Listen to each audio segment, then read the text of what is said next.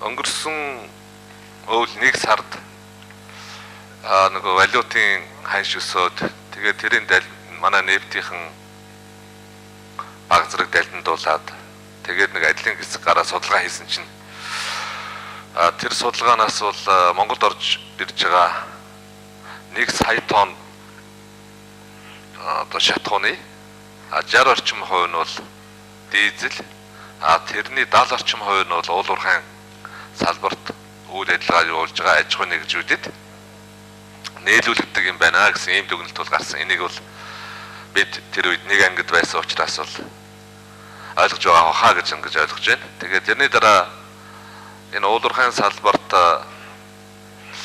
нээлүүлж байгаа шатхууны тухайд бол татврын хөнгөлөлт онцгой албан татвар болон за гайлын татвар нэмэлтийн албан татвар энэ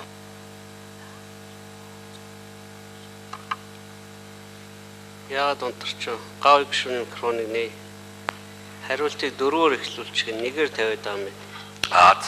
Тэгээд хуулийн төсөл санаалгдсан тэр үзэл баримталтаар суурилагдаад сая 12 оны төсвийн тодтгол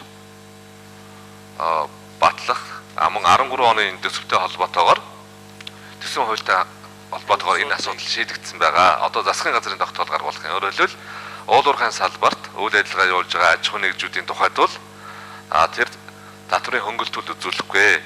Татвартай үнээрээ шууд нийлүүлээд тэр аж ахуйн нэгжүүд нь тэр шатхуунаараа үйл ажиллагаа явуулна гэсэн ийм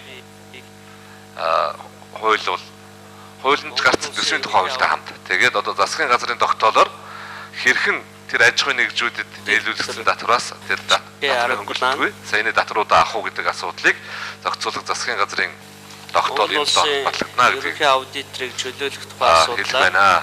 Тийм. Танилцуулах яа. Яг өнөөдрийн байдлаар бол бас 2 удаа бомбын үн нэмэгдчихлээ. Тэгэл одоо шийдвэл өнгөрсөн 3 сараас 9 сарын хооронд ямар ч бүх татврын хөнгөлөлтийг эдлээд бараг 80-90-100 сая доллар ашигтай ажилласан. Гэтэл өнөөдөр нэг жоохон нэмэлт хийхдээ өнөөдрөөс эхлээл зарим компаниуд нь үнэ нэмнэ гэл өөрөөр өнгөрсөн сард датаад автсан шатхуун нь бол хямдхан үнээр орж ирсэн ийм байдалтай байж байгаа. Өнөөрөө 6 цагаас иргэний нийгмийн байгууллагуудтай тэр нэг өмнөх засгийн газрын баталсан журмын дагуу нефтийнхэн болон холбогдох хүмүүстэй уулзалт хийх гэл ингээл байж байна л да. Ингэж хэлэх байна. Тий.